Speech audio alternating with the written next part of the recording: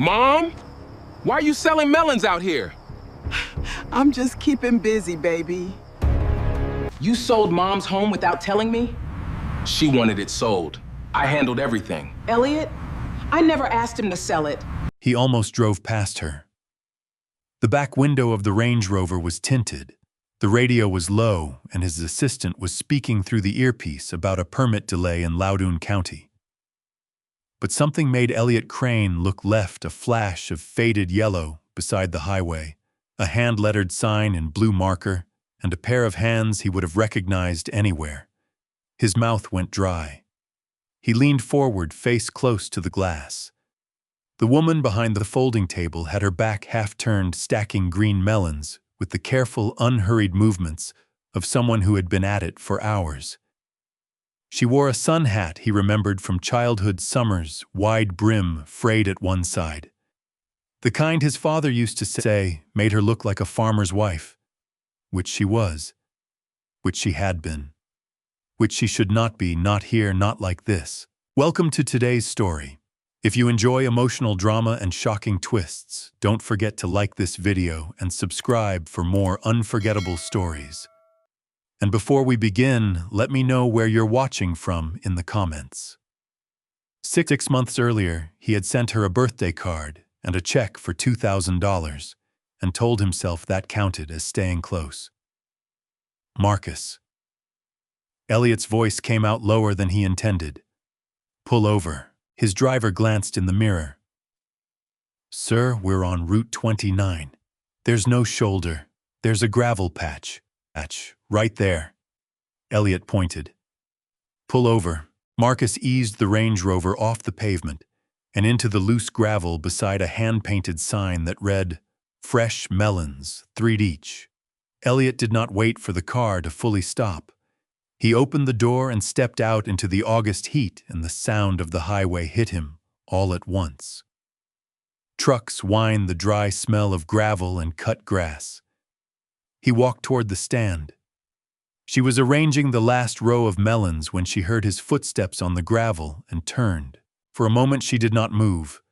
Neither did he. Margaret Crane.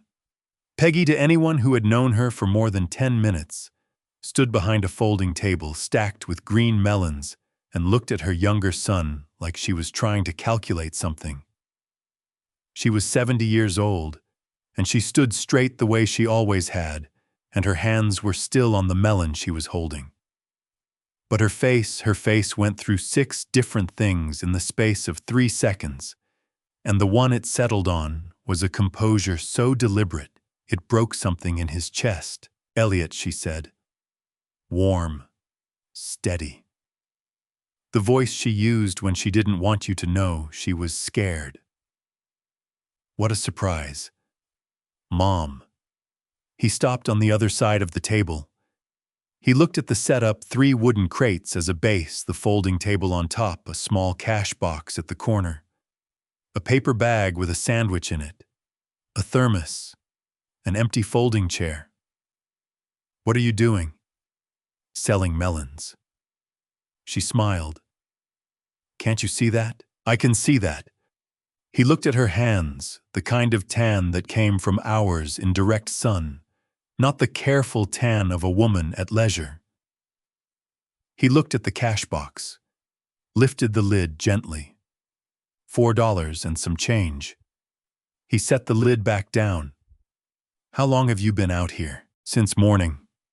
She set the melon down and straightened. It's not as hot as it was last week. This is nothing. She waved a hand like she was dismissing weather. Are you heading to a meeting? You look like you're heading to a meeting. He was heading to a meeting. A 9-figure land deal in Warrenton that his team had spent 4 months assembling. He reached back through the open car window and said something to Marcus without turning his eyes from his mother. Cancel it. Marcus hesitated. Sir, the Warrenton cancel everything for today. Tell them we'll reschedule. He straightened up. Peggy was watching him with an expression he could not read. I'll take all of them, he said. She blinked. All of what? All the melons. He counted them, 18. He pulled out his wallet and placed 3 $50 bills on the table. All of them. Peggy looked at the bills and then at him. Her chin came up slightly, that particular angle that meant she was about to say something that would settle the matter permanently. Elliot, don't be ridiculous. I'm not being ridiculous.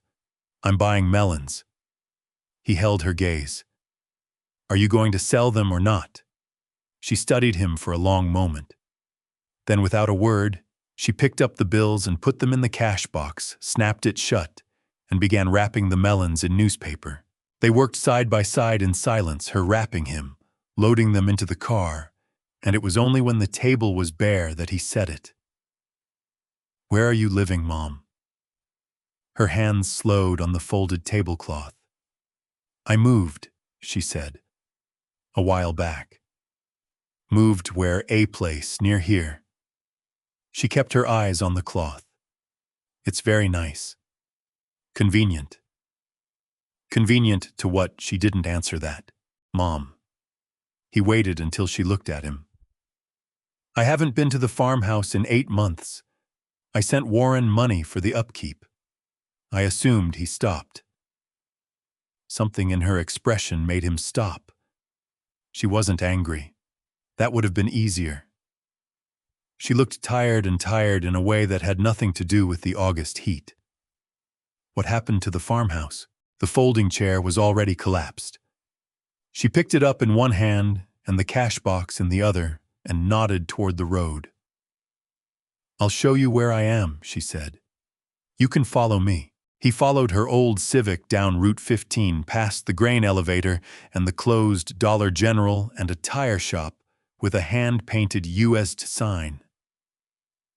And when she turned into the parking lot of a low building with a bait shop sign in the window, he thought she was stopping for directions. She wasn't. She parked, got out, and walked toward an exterior staircase on the side of the building, wooden weather-worn, and began to climb. Elliot sat in the Range Rover for 5 full seconds. Then he got out and followed her up the stairs. The door at the top opened into a single room, a twin bed with a blue coverlet, a card table with 2 folding chairs, a hot plate on the counter, a bathroom the size of a coat closet. A photograph of the family farmhouse stood on the windowsill propped against the glass. The afternoon light came through the window and lay across the floor in a pale rectangle.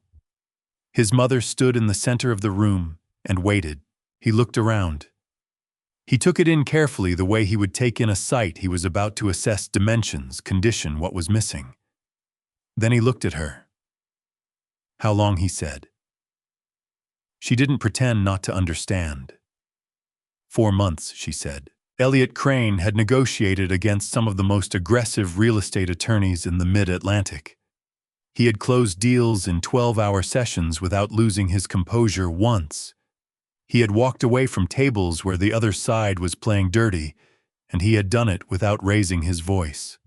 He was not a man who lost his footing easily. He sat down on the edge of the card table because his legs were not entirely steady, and he looked at his mother in that room above a bait shop on Route 15, and he said the only thing he could say. Tell me what happened. Peggy did not tell him everything that evening. She told him what she could manage in the order she could manage it, and what she gave him was a careful version abbreviated in the places that hurt the most, smoothed over, in the places where her voice would have broken. She said Warren had handled the transition. She said the farmhouse had become too much to maintain on her own. She said the trust had gotten complicated after the property taxes came due. Elliot listened. He nodded at the right moments.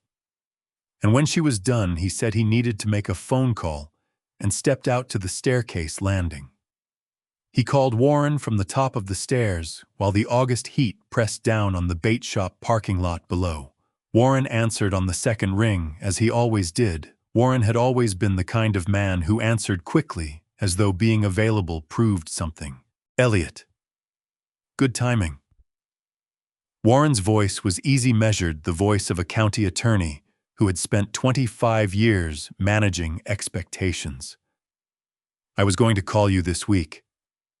How's the Warrenton deal coming? I'm in Culpeper, Elliot said. A pause.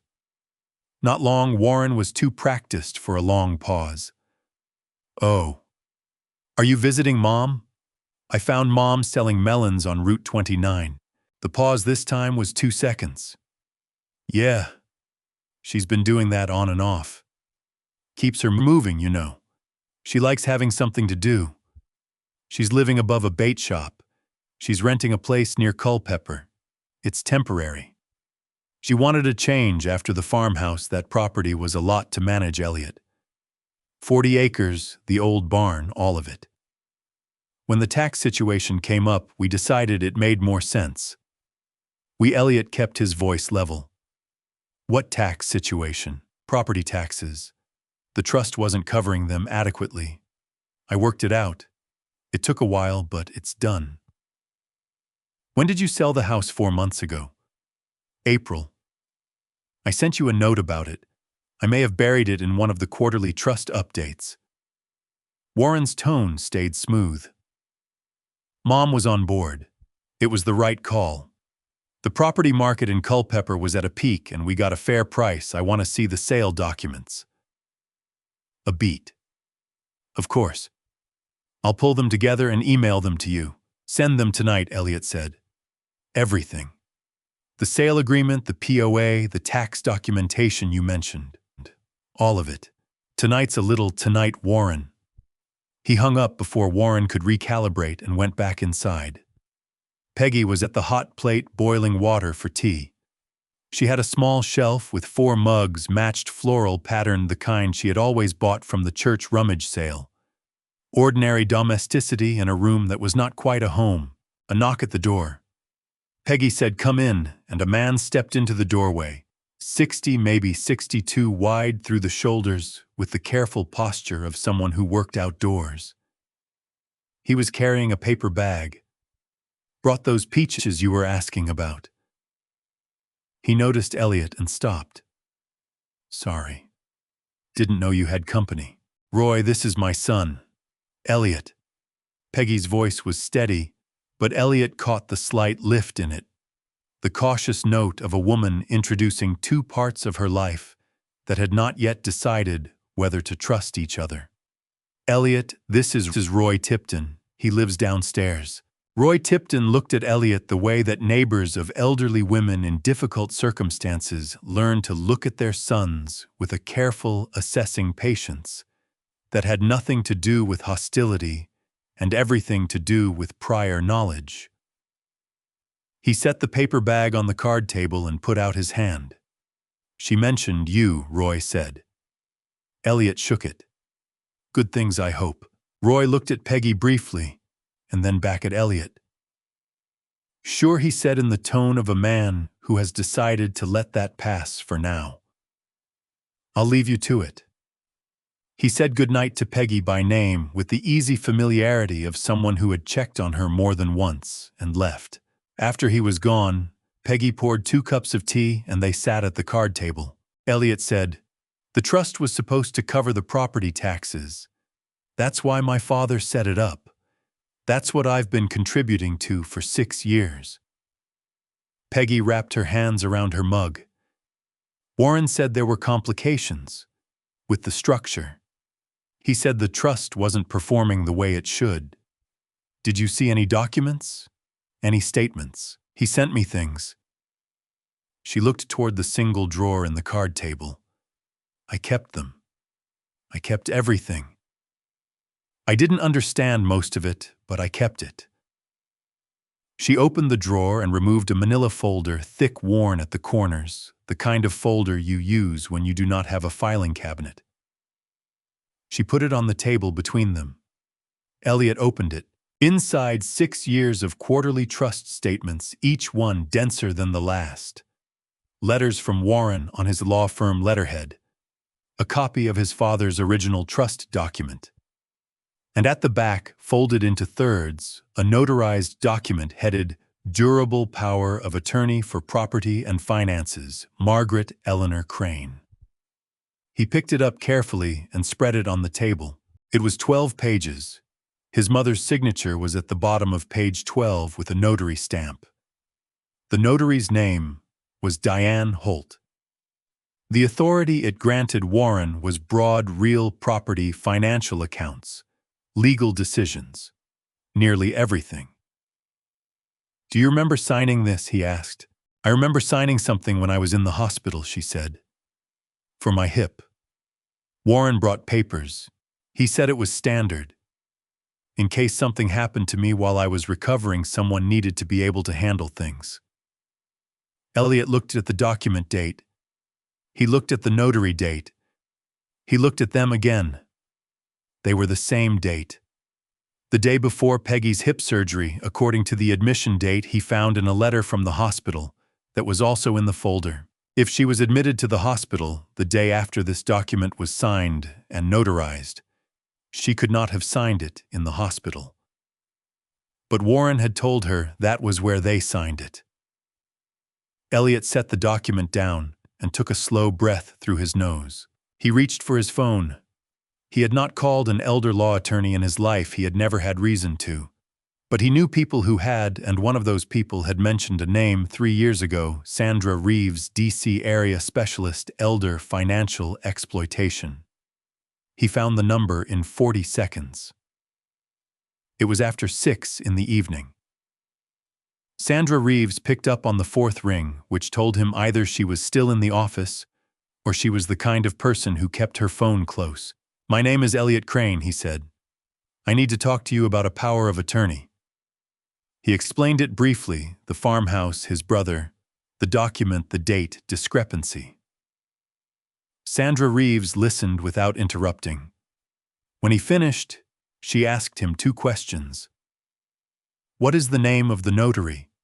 And can you verify the date of your mother's hospital admission?" He told her the notary's name.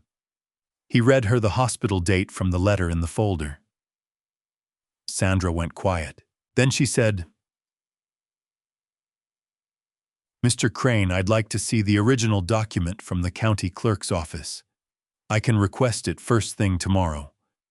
But if what you're describing is accurate, if the notarization date precedes the hospital admission date, then we may have a problem that goes well beyond an unauthorized property sale." Elliot looked at his mother across the card table. She was holding her mug with both hands, watching him. "What kind of problem?" he said. "The kind," Sandra said carefully, "where someone used your mother's signature on a document she may not have been in any position to understand or consent to, and then used that document to take her home." He thanked her and ended the call. Peggy said, "What did she say?" He did not want to answer that yet. He wanted to be sure first. He looked at the farmhouse photograph in the window, faded square, the kind of photo printed at a drugstore, standing against the glass like a placeholder for everything that was gone. "Where's Warren's quarterly report?" he said. "The most recent one." She reached into the folder and pulled it out. He opened it. He ran his finger down the line items until he found one he had not expected to find. He read it twice. Trustee management fee $4,800 every quarter, going back 6 years. He turned back 3 pages to the beginning of the period and found it there too. And the one before. The same line, the same amount, recurring like a clock. He closed the folder and looked at his mother. "Mom," he said, "when did Warren first start calling himself the trustee?" Peggy set her mug down. "Right after your father died," she said. "He said it was what the trust document said. I believed him. He was a lawyer." Elliot nodded slowly. He stood, tucked the folder under his arm, and kissed the top of his mother's head. "I'm getting a hotel room," he said. "I'll be back in the morning. Don't sign anything tonight. Don't call Warren. If he calls you, tell him you'll talk to him tomorrow." She looked up at him. "Elliot, I mean it." "Nothing." He held her gaze until she nodded. He went down the stairs and into the parking lot. He sat in the Range Rover with the engine off and the folder on the seat beside him, and pulled up the Culpeper County Property Records database on his phone. The farmhouse address, the transaction history. It was there, a deed recorded 4 months ago. Seller's representative Warren J. Crane, POA. Buyer Shenandoah Ridge Development, LLC. Sale price $420,000. Elliot stared at that number for a long time. The farmhouse had been appraised at $680,000 the last time it was assessed 3 years ago. Even accounting for market variance, they had sold it for 60 cents on the dollar. And the money had gone where? Not to his mother. She was living above a bait shop eating peaches brought by her downstairs neighbor. He put the phone down and sat in the dark parking lot and tried to figure out who his brother was. Warren sent the documents at 11:17 that night. Elliot was still awake in his hotel room when the email arrived. 12 attachments, PDFs, named with a numbering system that looked thorough until you noticed that several of the files were identical, and the one titled Trust Amendment 2017 was 27 pages when the original trust document was only 9. He forwarded everything to Sandra Reeves with a note that said, "Received from my brother. Calling you at 7. He called at 6:50. Sandra had already reviewed the files. She had been an elder law attorney for 19 years, and her voice in the morning had the particular steadiness of someone who had trained herself not to react before she understood. "I need the original POA from the county clerk," she said. "The copy your brother sent may not match what was actually filed. That's the first thing. The second thing is the trust amendment. What about it? I want you to look at something." She directed him to page 9 of the amendment. Read me the last sentence of section 3. He found it. "Management and administrative fees shall be assessed at the discretion of the designated trustee consistent with market rates for fiduciary services." That sentence, Sandra said, does not exist in the original trust document I reviewed last night, which your brother also sent. The original has no provision for trustee fees at all.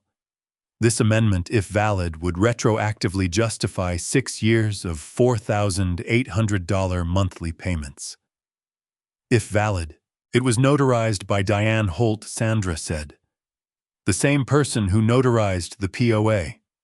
"I need you to check something for me. The amendment is dated February 14th, 2017. Can you find out where your mother was on that date? Specifically, can you find out if she was present in Culpeper?" Elliot looked at the files on his screen. He remembered something Peggy had said about a trip she and his father had taken for their 40th anniversary. They had gone to Williamsburg. His father had died in August 2017. The anniversary was in February. He called his mother. She answered immediately, which meant she had not slept. "Mom. February 2017. Were you and Dad anywhere for your anniversary?" A short pause. "Williamsburg," she said. "Your father booked a bed and breakfast. We were there 4 days. Why, what dates? Valentine's Day was a Tuesday that year. We drove up Sunday the 12th and came back Wednesday the 15th. He thanked her and hung up. He called Sandra. She was in Williamsburg from February 12th to the 15th. The amendment is dated February 14th. Then she was not in Culpeper when this document was supposedly notarized. Sandra's voice was careful but exact, which means either the date is wrong or the notarization was false. Either way, the amendment may not be valid. He drove to Peggy's place at 8 in the morning with 2 coffees from the gas station and Sandra's preliminary assessment written out on a notepad page so his mother could see it clearly. Peggy read it sitting at the card table. She took her time. Then she folded the notepad page and put it beside her mug. "I want to tell you something," she said. "I've been wanting to tell someone for a long time." She got up and went to the bed and reached beneath the mattress, an old habit, the kind of hiding place that women of her generation had learned to keep. She removed a small hardcover journal, pale blue, the kind sold in discount bins at stationery shops. She brought it back and set it in front of him. "I started writing things down 3 years ago," she said. "When I first noticed the bank statements didn't match what Warren was telling me, I didn't know what to do with what I was writing. But I kept going." Elliot opened the journal. The handwriting was small and precise. His mother's hand, the same penmanship he had grown up reading in birthday cards and grocery lists. The entries were dated. They were specific: what Warren had said, what she had asked, what he had answered, what the paper in front of her had said, versus what he had told her it said. Entry dated March 4th, 3 years ago, Warren called. Said trust was restructuring. I asked about the management fee line on the statement. He said all trustees charge fees, that's standard practice. I asked if Dad's will said that. He said the amendment covered it. I asked to see the amendment. He said he'd send it. He didn't. Entry dated August 7th, 2 years ago. A man came to the house to measure for something. Warren said it was for insurance valuation. The man had a business card from Shenandoah Ridge Development. I didn't say anything. I should have. Entry dated January 15th of the previous year, Warren came by. He sat at the kitchen table and said the property taxes were in arrears, and there was no way to cover them without selling. I said I didn't understand why the trust wasn't covering them. He said the trust had less than he'd hoped. I asked how much less. He wouldn't say. He said I needed to trust him. He said if I didn't let him handle it, the county could take the house. I was scared. I signed something. I don't know exactly what I signed. I didn't have my glasses. Elliot read each page.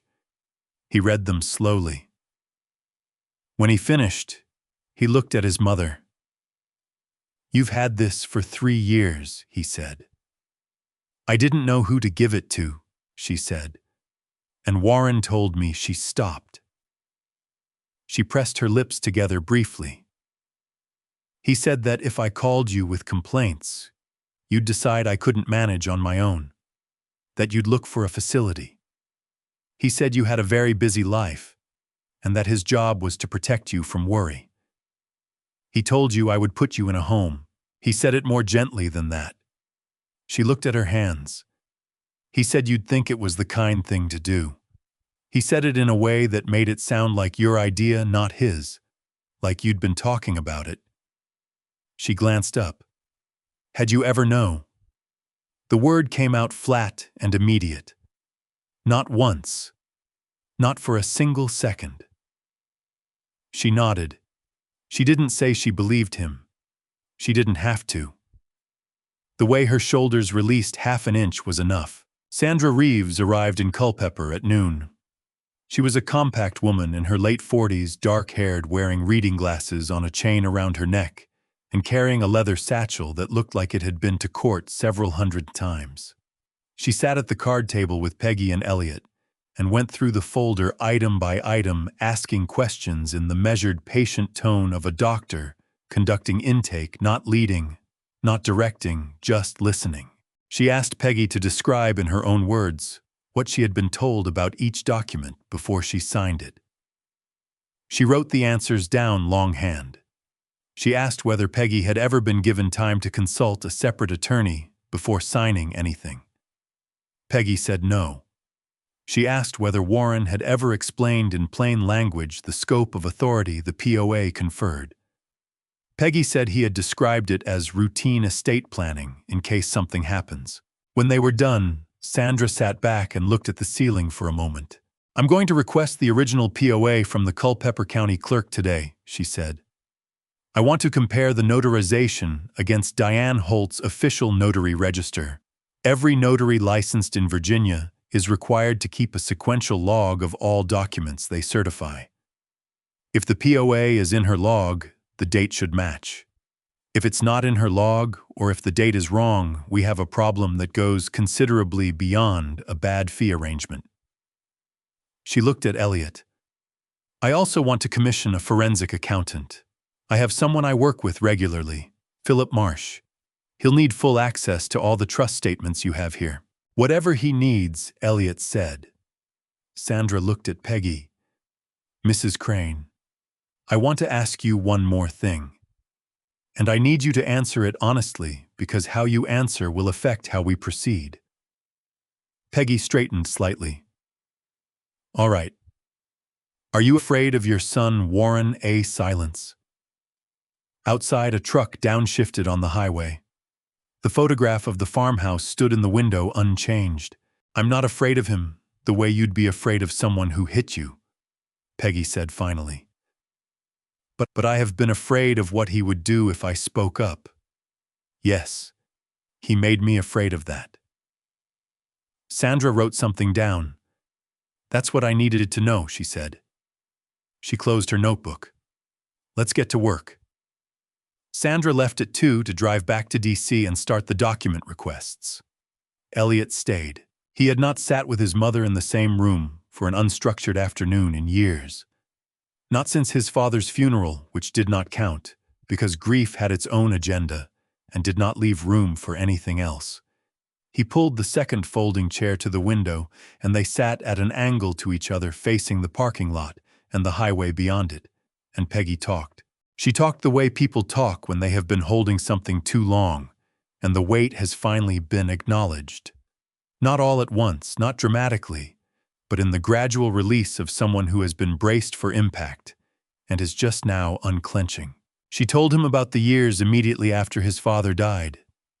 How Warren had come down from Culpeper the day after the funeral with a leather binder and sat at the kitchen table and explained with the patience of an attorney and the authority of an elder son that managing the estate would require someone with legal knowledge, someone on the ground, and that he was the logical choice.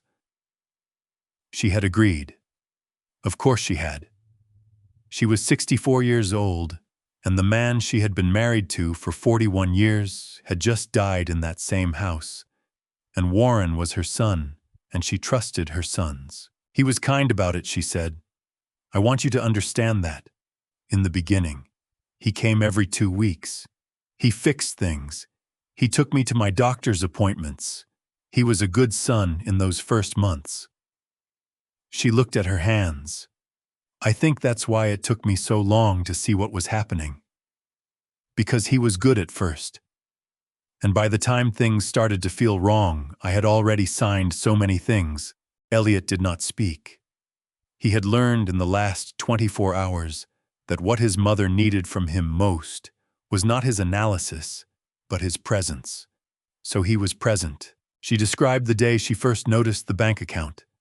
She had always kept a small checking account in her name, alone a habit from before she was married, a practical woman's refusal to have no money that was entirely her own. The monthly transfer from the trust into this account had been $1,500 for the first 2 years. Then it dropped to $1,200, then $900. She had asked Warren. He had told her the trust was having a difficult quarter. She had believed him. She described the POA signing.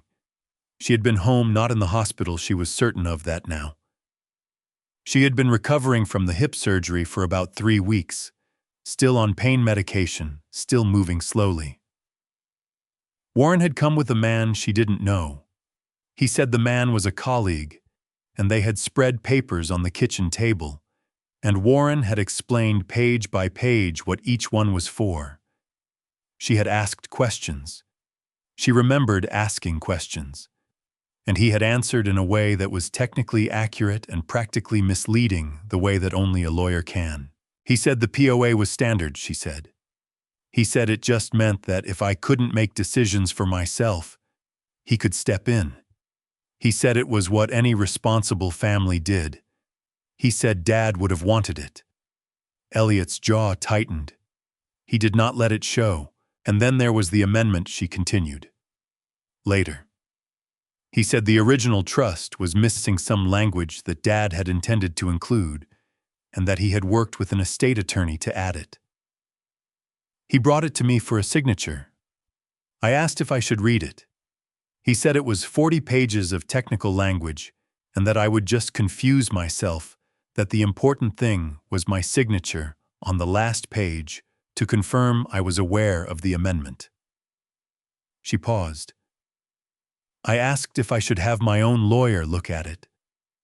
He said that was entirely up to me, but that lawyers cost money, and it was really just housekeeping, and that he didn't want me to have to worry about it. And you signed, Elliot said. I signed. She said it without apology, without shame, just as a fact. The fact of a woman who had trusted, which was not a moral failing, which was simply what trust looked like when it was exploited.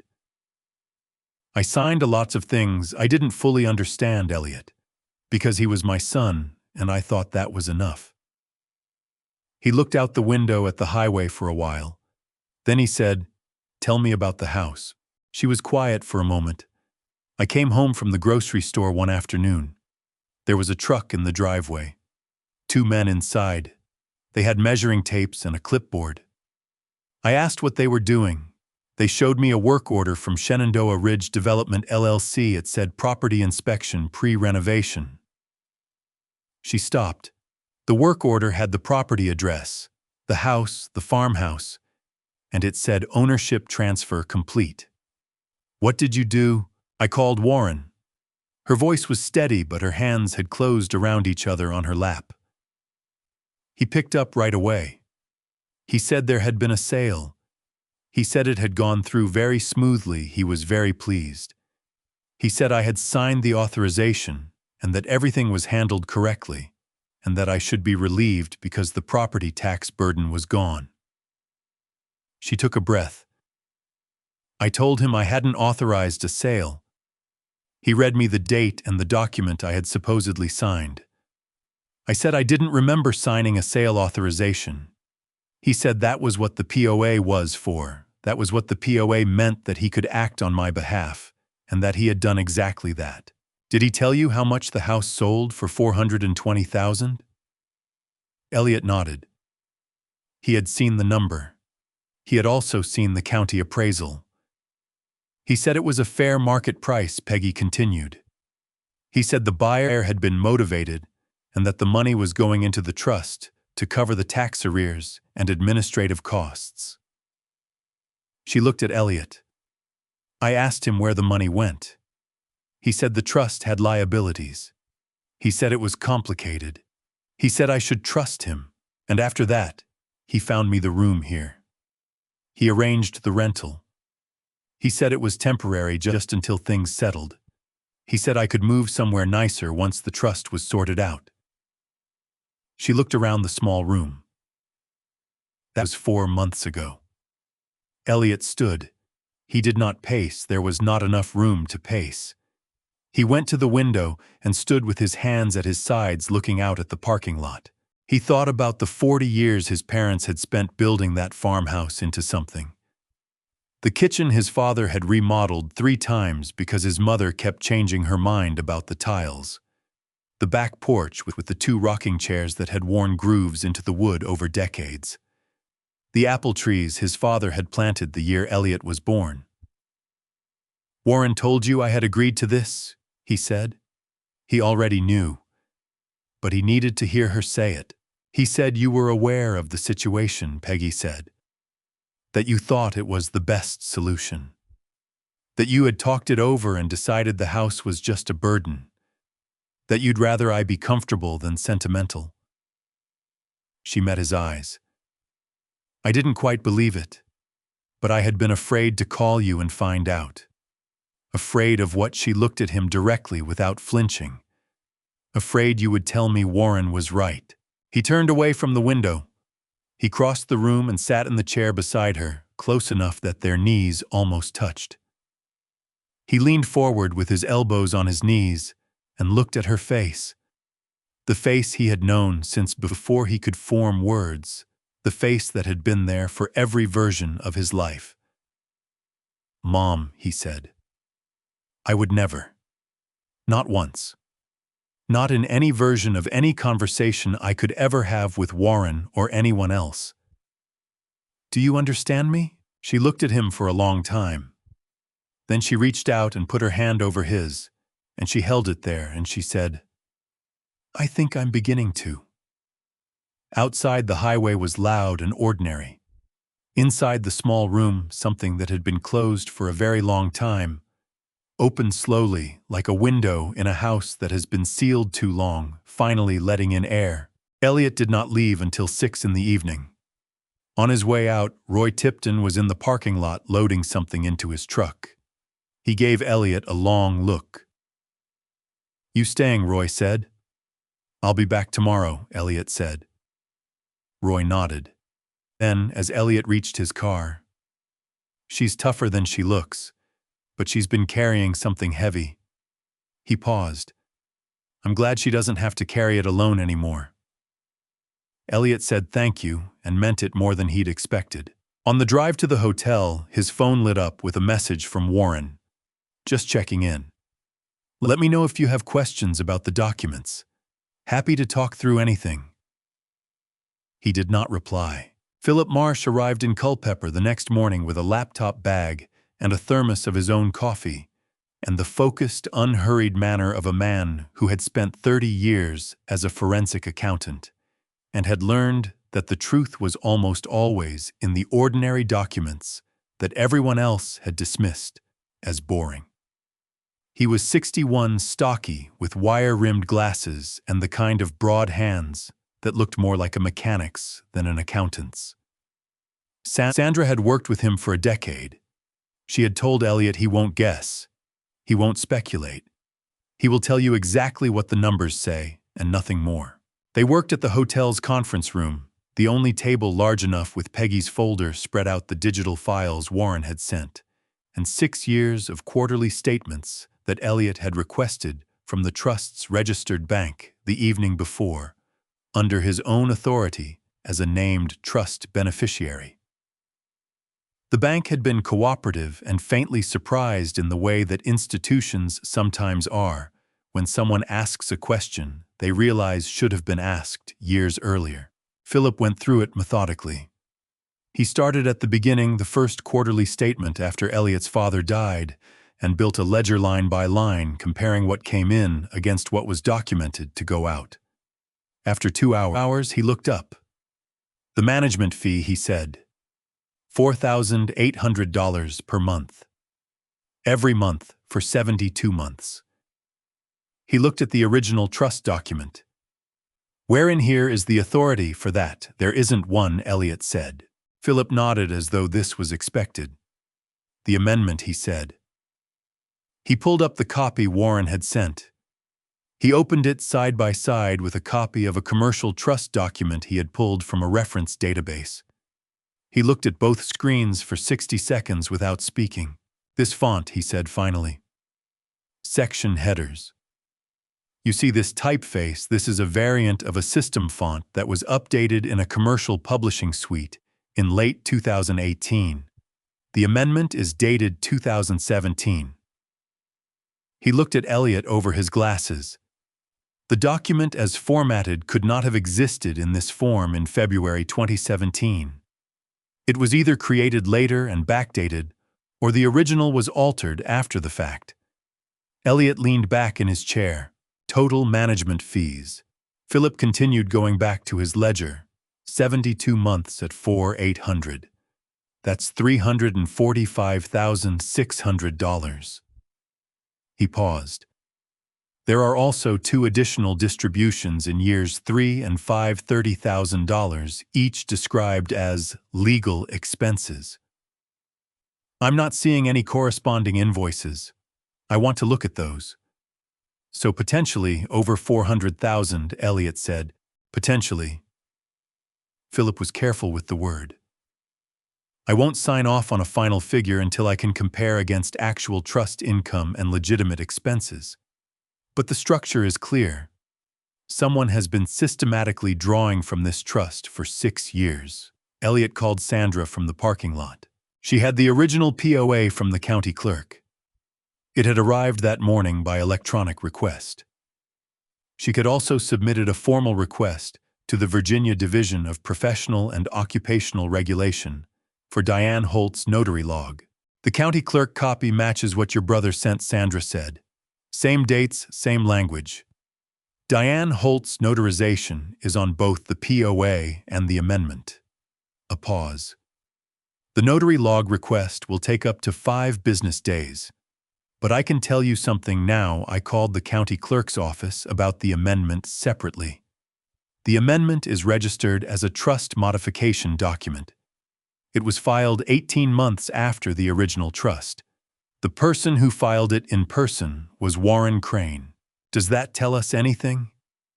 It tells us that the amendment was filed by the person who benefits from the amendment, Sandra said, which is not illegal in itself. But combined with the font issue your accountant found and the Williamsburg timeline, it builds a picture. She paused again, and this time the pause had a different weight to it. Elliot, I want to ask you, do you know anything about Warren's relationship with Diane Holt? He didn't. He said so. She's his girlfriend, Sandra said. They've been together for approximately 8 years based on publicly available records, real estate records primarily. They own a property together in Culpeper County. Another pause. If she notarized documents for him as a favor or under pressure or with knowledge that the circumstances were irregular, that is notary fraud under Virginia law, it carries criminal penalties. Elliot stood in the parking lot with the phone to his ear and thought about his brother. Warren had been 5 years older than Elliot, which was old enough to feel like a different generation when they were growing up. Warren had stayed in Culpeper when Elliot went to college, then grad school, then D.C. Warren had practiced county law, wills, real estate closings, occasional litigation, while Elliot built Crane Capital and moved into offices with floor-to-ceiling glass. Warren had sent birthday texts and Christmas cards and attended their father's funeral in a suit that was slightly too tight through the shoulders. And every time Elliot had looked at his brother across a dinner table, he had seen a man who was fine, who was managing, who was holding things together locally, while Elliot managed things from a distance. He had never looked hard enough to see what else he was looking at. "What do we do next?" he said. "Philip finishes his preliminary report," Sandra said. "I file a formal preservation letter with Warren informing him that he is the subject of an investigation and that he may not destroy or transfer any documents related to the trust, and I wait for the notary log." A brief pause. "Elliot, I want you to be ready. When Warren receives that preservation letter, he will understand that this has moved from a family concern to a legal proceeding. And he is a lawyer. He will respond. How? I don't know yet. But men who have built elaborate frauds rarely do nothing when the structure starts to shake. They escalate." She let that sit for a moment. "I'll send the letter today." Elliot thanked her and went back inside. He found Philip still at the table, still working, moving through documents with the quiet, systematic attention of a man who was building a case one number at a time. He looked up when Elliot came in. "I found something," he said. "The sale of the farmhouse. $420,000. It was deposited into the trust account." He turned his laptop screen, and then it was transferred out, in 3 installments over 2 months, into a separate account. I can see the routing number on the transfer instructions. He looked at Elliot over his glasses. "That account is not part of the trust structure. It appears to be a personal account. I'd need a subpoena to confirm whose name is on it."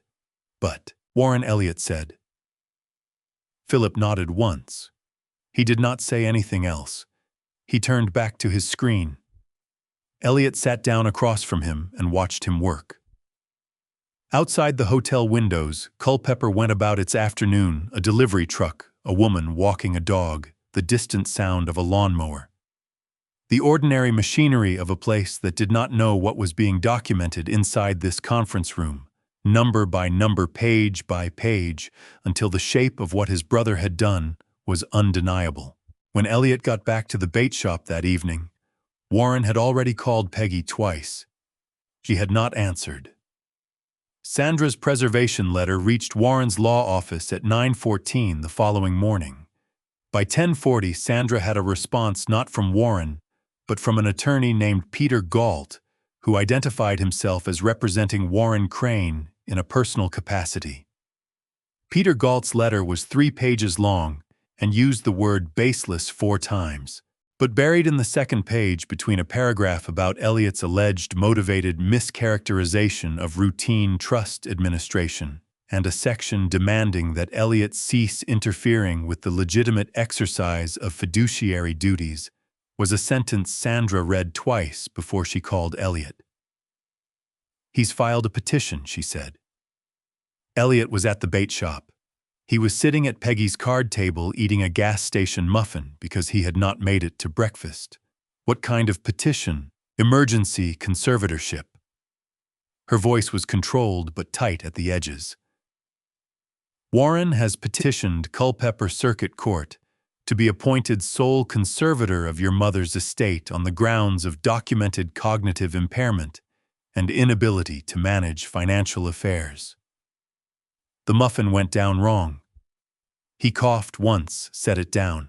"He filed this yesterday," Sandra continued, "before my preservation letter arrived. He had this ready, Elliot. He filed it as a preemptive move. If it's granted, he will have complete legal authority over your mother, including whether she can contest the prior transactions, including whether she can cooperate with an investigation. He becomes the decision-maker, and she becomes effectively voiceless. On what basis cognitive impairment? She doesn't. He attached a letter from a Dr. Raymond Stull. Sandra paused. I looked Stull up. He is a general practitioner in Culpeper. His office address is 2 blocks from Warren's law firm. The letter says that Dr. Stull has observed concerning signs of memory difficulty in Margaret Crane in recent appointments, and recommends a formal neurological evaluation. Has my mother ever seen Raymond Stull? I don't know yet. I'm going to ask her. Elliot was already standing up. I'll ask her right now. He walked the 3 steps to Peggy's side of the room and asked her quietly if she knew a Dr. Raymond Stull. She frowned. She said she had never been to Stull. She had seen Dr. Carol Engel at the Culpeper Medical Group for 11 years. She said she could give him Dr. Engel's number from memory. He relayed this to Sandra. Then Stull has never examined her, Sandra said. Which means that letter is not a clinical assessment. It is a fabricated document written to support a legal maneuver. She breathed out. I'm filing an opposition today. Emergency? I'm going to ask for an expedited hearing and request that the court require an independent cognitive assessment from a neurologist of your mother's choosing. I'm also filing with Virginia Adult Protective Services. They have jurisdiction here. How fast can you get the hearing? I'll push for Thursday. It's aggressive, but judges generally do not like emergency filings that look pretextual, especially when they involve elderly persons. I'll frame this as what it is, a man using the court system to cover his tracks. She paused. I need your mother to be willing to undergo a cognitive evaluation, and I need her to understand what's happening, that Warren has filed to take legal control of her life. Elliot looked at Peggy. She was watching him from the card table, holding her mug, reading his face with the calm, attentive patience of a woman who had been reading her son's faces for 50 years. He told her. She listened without interrupting. When he was done, she set her mug down and was quiet for a moment. He said he would do something like this, she said. Not exactly this. But he said that if I complained to anyone, there would be consequences that I wouldn't like. That he could make things difficult. She looked at the table surface. I believed him because he always made things sound so reasonable. Even his threats sounded reasonable. She looked up at Elliot. What do I need to do? See Dr. Engel, he said. Today, if she can fit you in. Tell her everything, every medication, every appointment, everything. Get a full assessment on record. He held her gaze. And Mom, I need to ask. Do you want to fight this? Because it's going to be hard. Warren is going to make it unpleasant. She considered this for what felt like a long time, but was probably 30 seconds. He sold my house, she said. My father built that house before I was born. My mother raised her children in that house. Your father and I raised you and Warren in that house. He sold it for $420,000 and put me in a room above a bait shop. She picked up her mug again, and her hands were steady. Yes, Elliot. I want to fight this. Dr. Engel saw Peggy at 2 that afternoon. Elliot sat in the waiting room for an hour and 15 minutes and did not check his phone once. When Peggy came out, the doctor's nurse told him Dr. Engel would prepare a written assessment within 24 hours and that her observation based on an extensive clinical history with the patient was that Margaret Crane was cognitively intact, clear, and fully capable of making her own decisions. On the drive back, Peggy said she asked me who the president was. I told her. She seemed relieved. A brief pause. I may have also told her about what Warren did. She was very unhappy about it. Elliot almost smiled. That evening, Roy Tipton came upstairs with a plate of cornbread. He came in, put the plate on the card table and said, "Before leaving, I heard Warren's car in the lot the night before last. He went upstairs, I heard his footsteps on these boards, and I heard him talking to your mother for about 15 minutes. I didn't catch all of it, but I heard him say something about how if she caused trouble, she would end up with nothing. Those were the words, end up with nothing." He looked at Elliot steadily. "If that's useful to anyone, I'll say it to whoever needs to hear it." Elliot said, "I think it will be very useful." After Roy left, Peggy said he's been watching out for me. I didn't ask him to. He just started doing it. Elliot looked at the closed door, then at his mother. "You've had good people around you," he said. She thought about this. "I've had Roy," she said. "That's been enough." He called Sandra with Roy's account. She said she would contact Virginia APS immediately and request that an investigator interview Roy formally. She also said she had heard back from the courthouse the opposition had been accepted. The hearing was set for Thursday at 9 a.m., 4 days. Elliot called his assistant and canceled the rest of the week. He checked out of the hotel and booked a longer stay. He went to the grocery store and bought enough food to stock Peggy's hot plate for 2 weeks, plus a small electric kettle so she would not have to boil water on the burner. He also bought 2 good lamps because the overhead light in the room was bleak. When he came back with the bags, Peggy looked at the lamps and said, "You always hated harsh light when you were small. You used to put a towel over the lamp in your room." "I remember," he said. "I kept that lamp," she said, "in the farmhouse. It's probably in Warren's storage now." He put the new lamps where the light fell best and plugged them in and turned them on. The room looked warmer. Not like a home, but warmer. Something worth working toward. That night before he left, Peggy pressed a folded piece of paper into his hand. "I wrote something down," she said. "After Warren came here. After the conversation Roy heard. I wrote down what Warren said. The exact words while I could still remember them." He put it in his pocket. In the car, he unfolded it and read it. And then he called Sandra one more time before he went to the hotel and told her what he had. Her response was brief and decisive. "That piece of paper needs to stay safe. Don't photograph it. Don't copy it. Bring the original to me tomorrow, and I'll have it in evidence preservation by the end of business."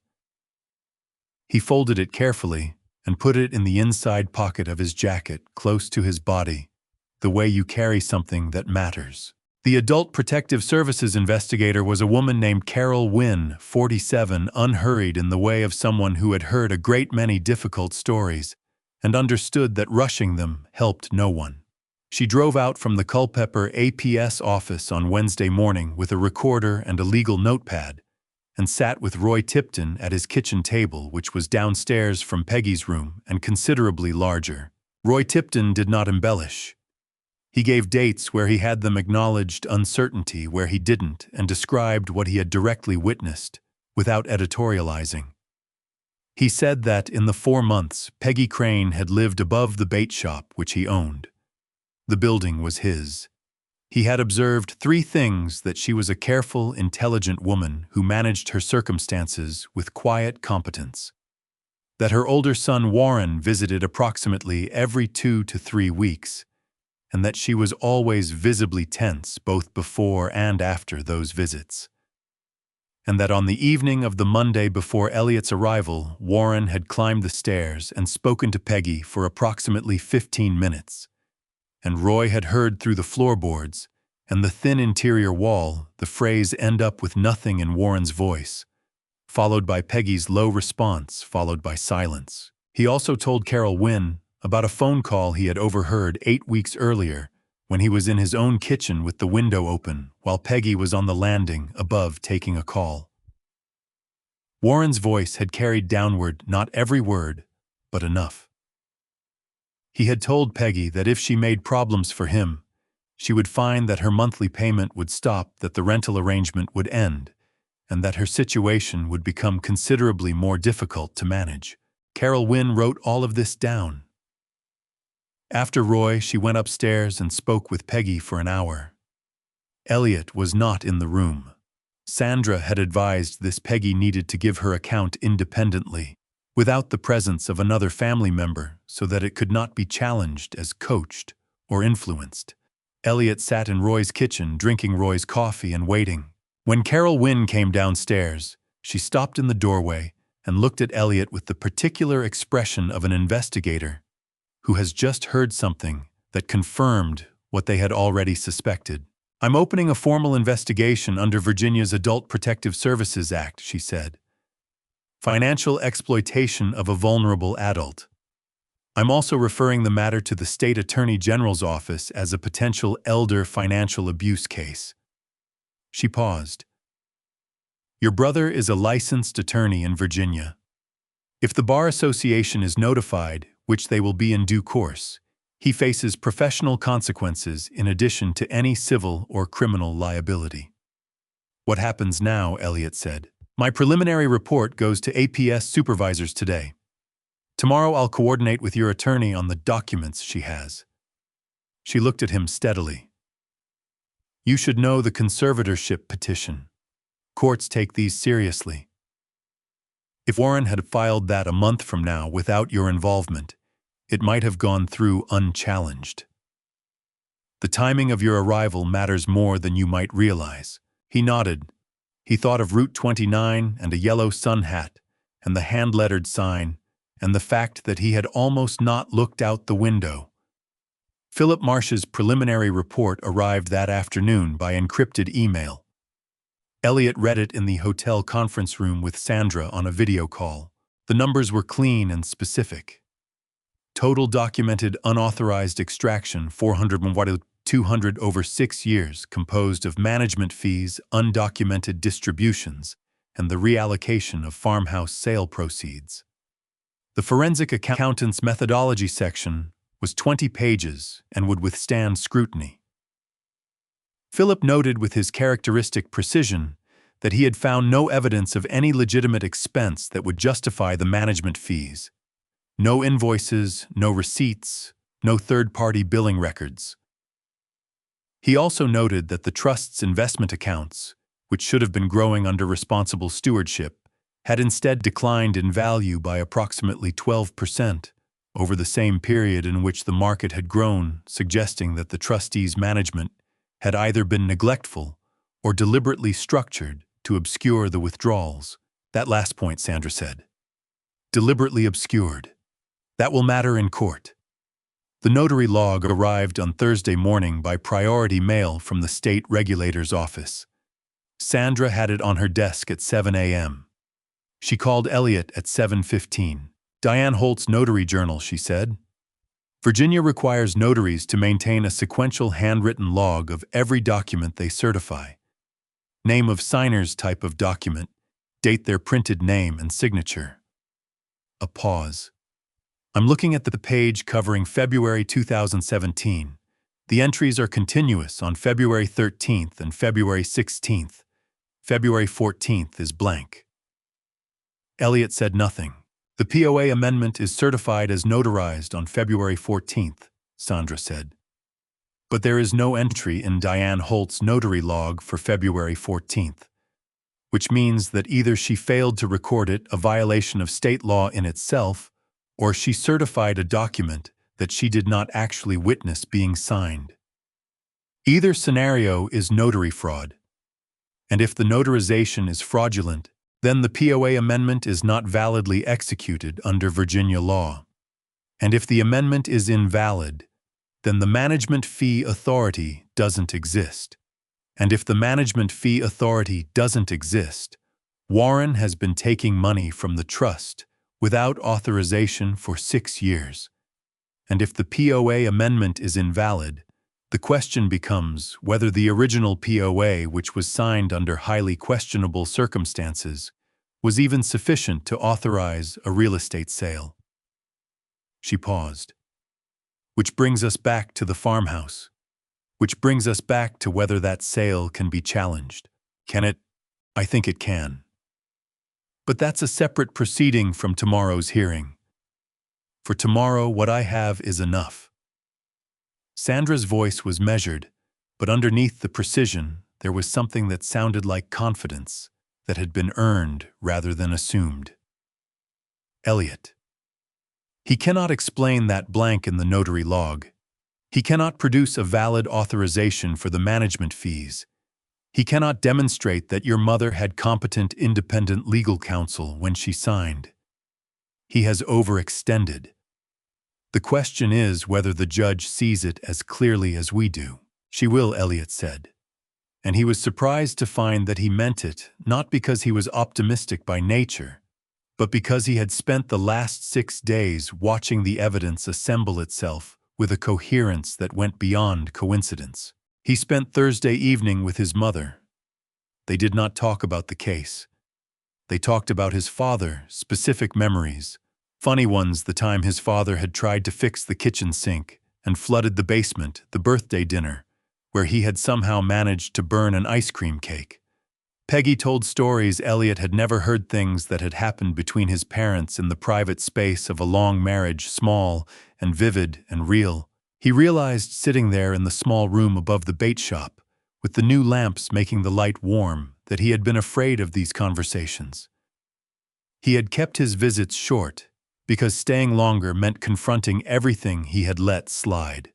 The calls he hadn't made, the visits he hadn't taken, the years in which he had told himself that sending money was the same as being present. It was not. He knew that now. He had known it on Route 29 when he looked out the window and saw his mother's hands.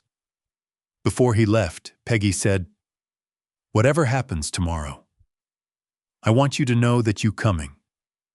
She stopped. She collected herself. It mattered. He held her hand for a moment. Then he said goodnight and went down the stairs. Roy was in the parking lot again. He looked up as Elliot came down. "You ready?" Roy said. "I think so," Elliot said. Roy nodded. "She's ready," he said. "She's been ready for a long time. She just needed someone to stand with her." Elliot drove back to the hotel, set an alarm for 5:30, and lay in the dark for a while thinking about what it costs a person to stay silent for 4 years, writing things down in a pale blue journal, keeping the receipts, trusting that eventually someone would come. The call came at 6:48 in the morning, the day before the hearing. Peggy was already awake. She had been awake since 5, she told Elliot later, sitting at the window with her tea, while the parking lot was still dark, watching the early trucks pull onto Route 15. She saw Warren's name on her phone screen, and she picked up. She also, without quite deciding, to press the small red record button on the voice memo app that Elliot had quietly installed and explained to her 3 days earlier. He had kept the explanation simple. "If Warren calls and says anything about the case, I need you to press this." He had not told her she had to. He had simply shown her how. She pressed it. Warren's voice on the recording was warmer than his recent communications with Elliot, measured almost gentle, the voice of an older brother who was concerned and wanted to help. He said he had been thinking about her. He said this whole situation had gotten out of hand, and he was sorry for that. He said Elliot was not acting out of concern for her. Elliot was acting out of self-interest because Elliot had contributed money to the trust over the years and was worried about what had happened to it. And this was about money, not about her welfare. He said that he had a simple solution. If she signed a short statement, he would email it to her confirming that she had been informed of and consented to all the transactions in the trust over the past 6 years, that the conservatorship petition was a protective measure she had agreed to, and that her current living situation was a temporary voluntary arrangement. Then he would withdraw the conservatorship petition immediately. He would restore her monthly payment to $1,500, which was more than she was currently receiving, and he would help her find a better apartment. He said the statement would take 5 minutes to read. He said it was really the simplest way to make all of this go away. And then, at the end, and this was the part that Elliot listened to 3 times, when Peggy played him the recording, Warren said, "Mom, think about this carefully. If you go into that courtroom tomorrow, I can't protect you from how it looks. A woman your age being confused about what she signed, needing her son to come rescue her. It looks sad. It looks incompetent. The judge will wonder whether you should be making decisions at all. I'm trying to help you avoid that." Peggy had not signed anything. She had not said yes. She had told him she needed to think about it, which was what she always said when she needed time, and Warren had accepted that with the patience of someone who believes he is winning. Then she called Elliot. He was at the hotel when she called. He drove to the bait shop in 9 minutes. She played him the recording from beginning to end in the small room with the morning light coming through the window. He listened without moving. When it was over, he said he mentioned the conservatorship petition. He said it was something you'd agreed to. "I never agreed to any such thing," she said. "I didn't know what it was until you told me." "I know." He was already calling Sandra. Sandra answered on the second ring. He put her on speaker, and Peggy played the recording again.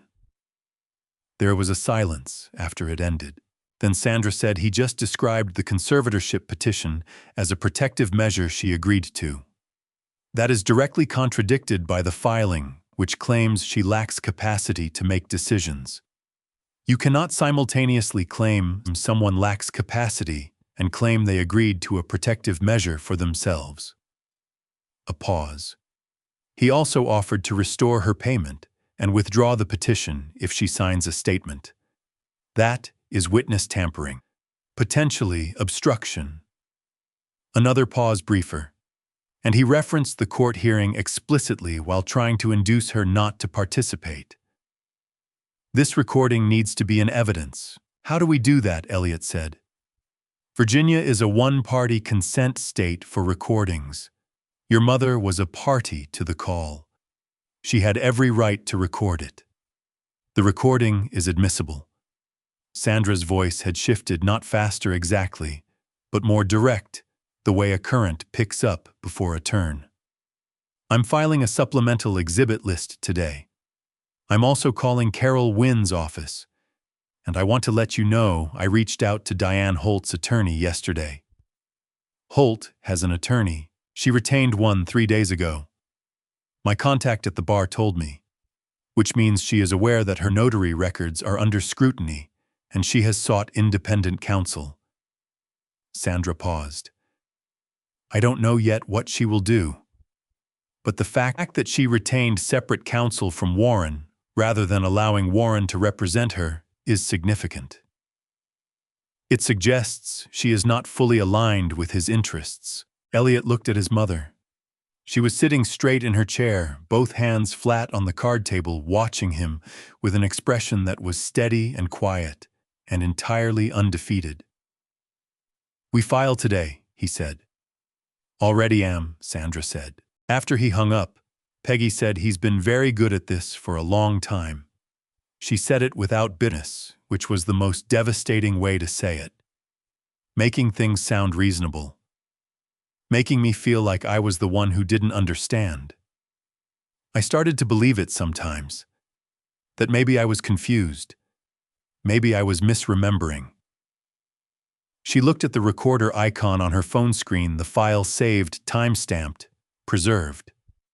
I knew I wasn't. But when someone tells you something often enough, you know you weren't, Elliot said. I know. She put the phone down. Your father used to say that a man who needs to confuse you to keep you compliant has already admitted that the truth isn't on his side. She folded her hands. I thought about that a lot these last few years. He told his father had been right. He usually was, she said.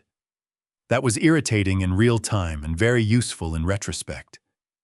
He almost laughed. He had not come close to laughing in a week. Mom, he said. For the hearing tomorrow, you'll need to give a sworn statement. Sandra will prepare you tonight. You just need to tell them what you told me. What you told Carol Wynn. What you told Dr. Engel. He looked at her. The truth. That's all. Peggy nodded. She reached for her mug, found it empty, and stood to put the kettle on. The truth is the part I've always been good at, she said. Warren was always the one who needed the rest of it. At 7 that evening, Sandra arrived in Culpeper and sat with Peggy for 2 hours, going through what to expect at the hearing, what questions she would be asked, how to answer simply and directly. Sandra was careful and deliberate and patient, and Peggy was clear and specific and unshakable. And at the end of it, Sandra closed her notebook and said that she would be the most credible witness Peggy had ever put in front of a judge. Peggy said, I hope so. I've had a lot of time to think about what I want to say. Elliot walked Sandra to her car at 9 in the evening. The parking lot was quiet, Route 15 down to a trickle of headlights. The August night was warm and still. How are we going to do tomorrow? He said. Sandra looked at him. We have the forensic report. We have the notary log discrepancy. We have Roy Tipton's statement. We have APS's preliminary findings. We have Peggy's own physician's assessment. We have the audio recording. She put her satchel in the back seat. Warren has Peter Galt's objections and a letter from a doctor who has never treated your mother. She closed the car door and looked at Elliot across the roof. You tell me. She drove away. He stood in the parking lot for a few minutes, listening to the highway. Then he went back up the stairs and knocked. Peggy opened the door. Go home, she said. You need sleep. I'm staying in Culpeper. I know. Go to the hotel. Go to sleep. She looked at him with the look that mothers have when they are proud of their children and are not going to say so directly because they are also trying to sound authoritative. Everything's going to be all right, Elliot. He said goodnight. He drove to the hotel.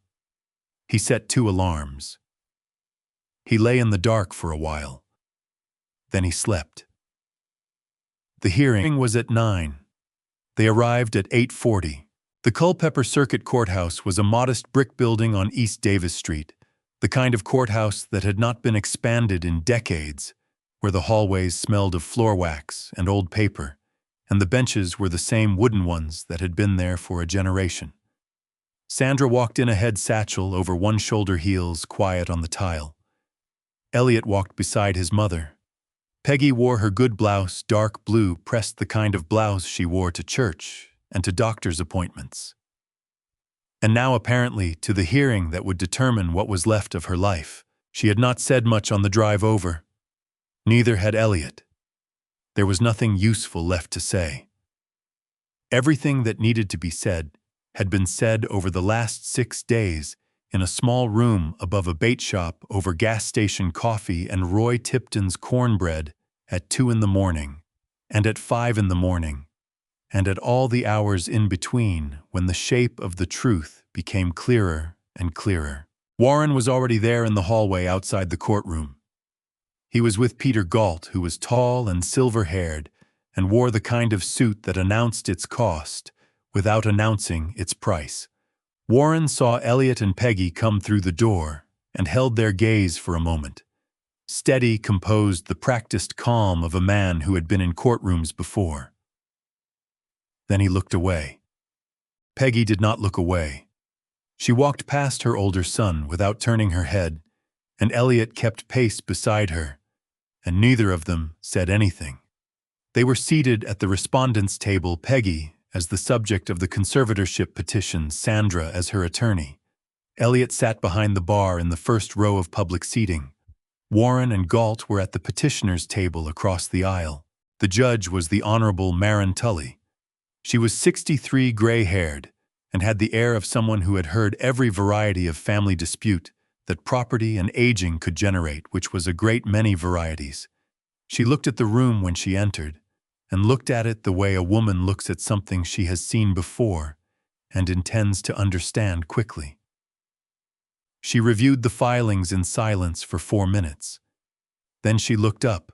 "This is an emergency conservatorship petition filed by Warren Crane regarding his mother, Margaret Eleanor Crane," she said, "and a cross motion for emergency suspension of powers of attorney and trust authority filed by counsel for the respondent, with an opposition to the conservatorship petition."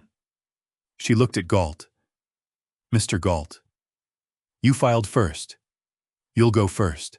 Galt was smooth and organized. He had a clean presentation, the POA, the trust documents, the letter from Dr. Stull. He argued that the respondent had shown confusion about financial matters over an extended period, that the petitioner had been managing her affairs responsibly, and that the conservatorship was protective, not punitive. He spoke for 14 minutes. Then Sandra stood. She began with Philip Marsh's forensic report. She entered it into evidence and spent 6 minutes explaining its findings. 6 years, 200, no valid fee authority, no invoices, no legitimate expense documentation. She spoke clearly and without haste, the way you explain something to a person of authority who you trust to understand once it is explained correctly. Then she entered the notary log. The trust amendment that purportedly authorizes the trustee management fee is certified as notarized on February 14, 2017, she said. I would ask the court to review page 31 of Exhibit C, which is the official notary journal of Diane Holt, the notary of record. The entries on February 13th and 16th are present and sequential. February 14th has no entry. There is no record in the notary's own required log of the document that forms the legal basis for 6 years of financial distributions. Judge Tully looked at page 31. She looked at it for a long time.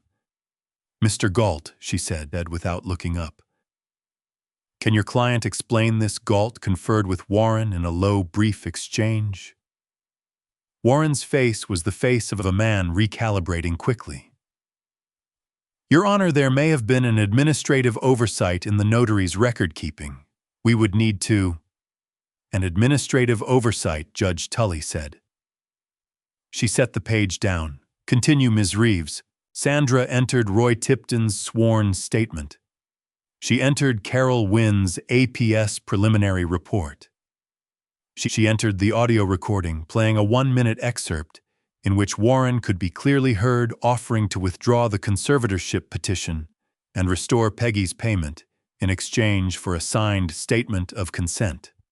She entered Dr. Engel's 11-year clinical assessment, No cognitive impairment, no documentation of memory difficulty, no basis for a competency evaluation. Then she called Peggy. Peggy walked to the stand and was sworn in and sat straight and answered Sandra's questions in the calm, specific voice of a woman who had been preparing for this moment for 3 years without knowing what form it would take. She described the POA signing. She described what she had been told versus what the document authorized. She described Warren's visits over 4 months, his phone calls, the statement he had asked her to sign. She described without inflection the morning she had come home from the grocery store to find men measuring her house for renovation under a work order that said ownership transfer complete. The courtroom was very quiet for a moment after she said that. Sandra asked one final question. "Mrs. Crane, do you wish to have your older son continue to serve as your trustee and attorney?" In fact, Peggy looked at Judge Tully rather than at Sandra when she answered. "No," she said. "I do not." Judge Tully gave Warren's attorney 20 minutes to respond. Galt was competent, but he had nothing that held.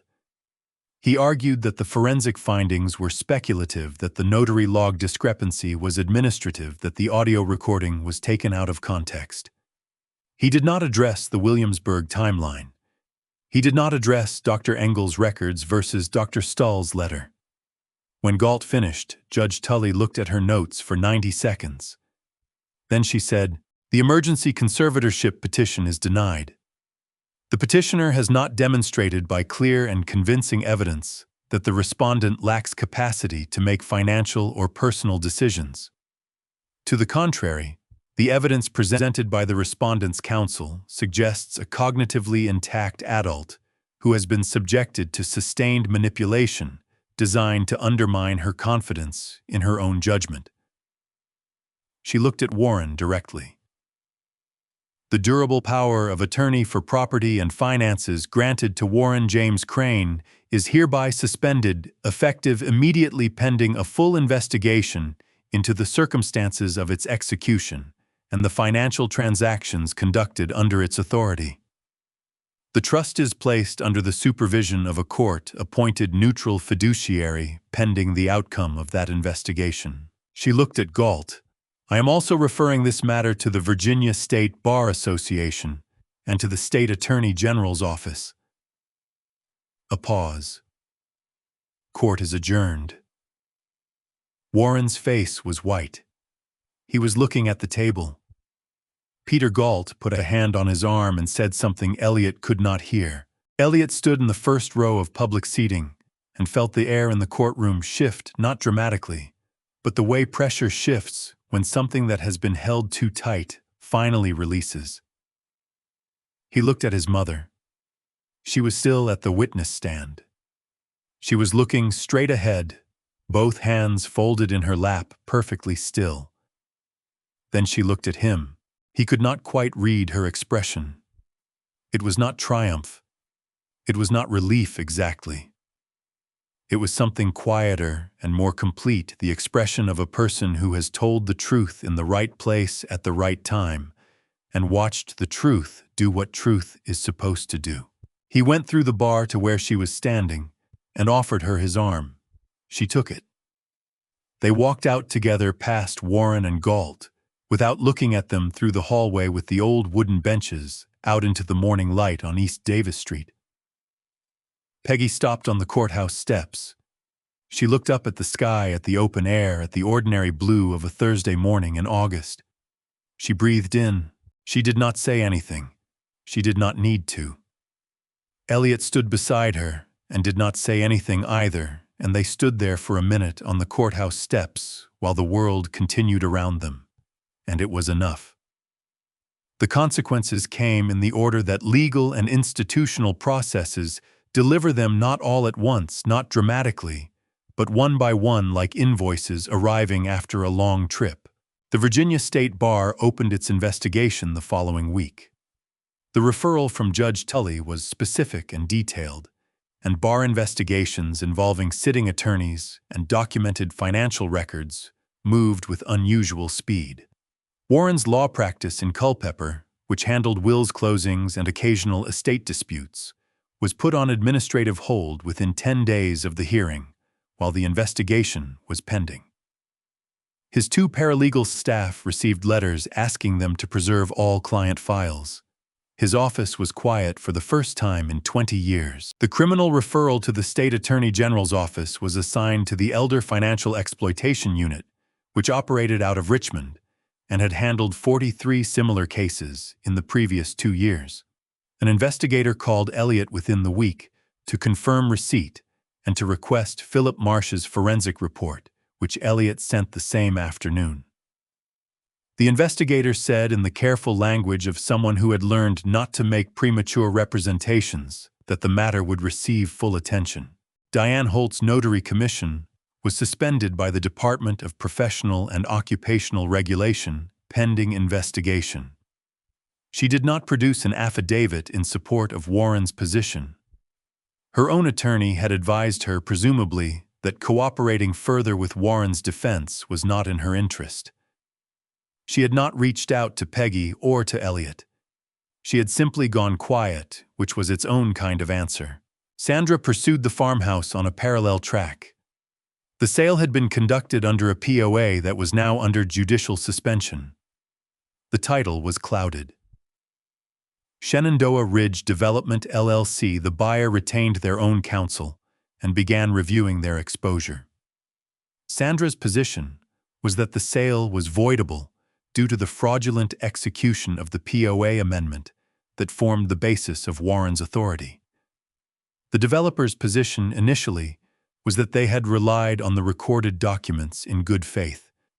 This was legally accurate and practically unfortunate for them.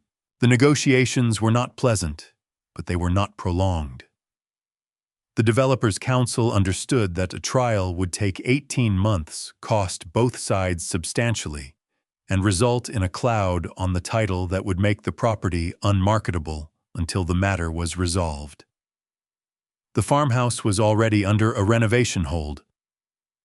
After 3 weeks of back and forth, they agreed to a settlement, $280,000 payable to the Crane Family Trust under the Neutral Fiduciaries Administration. $280,000 was not $680,000. The farmhouse itself, the one his father had built, the one where he and Warren had grown up, the one where his mother had photographed the light through the kitchen window on her last morning there, without knowing it was her last morning, was gone. The developer had already begun the renovation. It would become something else, and there was no reversing that. Elliot told Peggy about the settlement on a Tuesday evening. She was quiet for a moment. "It's not enough," she said, "for what the house was." "No," he said. "It's not." She nodded, and that was all she said about it. She understood the way practical women of her generation understand that the law does not always restore exactly what was taken. Sometimes it restores approximately, and you decide what to do with that. The neutral fiduciary, a court-appointed trust administrator named Kenneth Sato, reviewed the remaining trust assets and the settlement proceeds. After accounting for legitimate past expenses and the settlement, the trust had enough to provide Peggy with a sustainable monthly distribution of approximately $2,200. Combined with Social Security, she would have around $3,500 per month. It was not wealthy, but it was secure. Elliot added a private supplement, $500 per month, deposited directly into an account in Peggy's name. A loan not routed through Warren or anyone else. He set it up as an automatic transfer and gave Peggy the account card and the PIN and told her she could do whatever she liked with it. She put the card in her wallet and said thank you. "But you didn't need to do that." He said, "I know." She said, "Okay then." The house in Herndon took 3 weeks to find. Elliot looked at 16 properties with a buyer's agent. He had specific requirements: single-floor, manageable yard, morning light in the kitchen, close enough to his office that he could be there in 20 minutes. He found it on the third week, a 3-bedroom ranch house on a quiet street in Herndon, Virginia, with a fenced back garden and a kitchen window that faced east. He paid cash and put it in a trust he set up for Peggy, with Kenneth Sato as trustee and Peggy herself as sole beneficiary, with Elliot named as successor trustee. The structure was simple and completely transparent. He had Sandra review it. He had Kenneth review it. He had Peggy review it herself, with Dr. Engel sitting beside her as a witness that she understood what she was signing. When Peggy signed, Dr. Engel put down her pen and said, "I have been treating this woman for 11 years. She is one of the sharpest patients I have." Peggy said, "Carol, you say that to everyone." Dr. Engel said, "I absolutely do not." Warren did not reach out. Not to Peggy and not to Elliot. Not a call, not a message, not a letter. His presence in their lives ended with the slamming of a courthouse door, and the silence after was something Elliot did not know how to name. It was not peaceful. It was the silence of a relationship that had been built on a lie for long enough that when the lie was removed, there was nothing underneath. Not anger. Just absence. Elliot thought about what it meant to hate someone who had been your brother. He thought about it on the drive back from Culpeper, and on the evenings when he stayed late at his mother's new house, and late at night when the office was empty.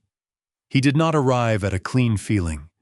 He arrived at something more like grief, not for Warren, but for the version of Warren that he had believed existed, the older brother who had stayed when Elliot left the man he had trusted with his mother's life.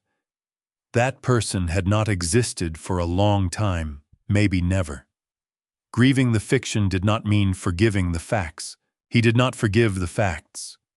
Roy Tipton called Peggy on moving day.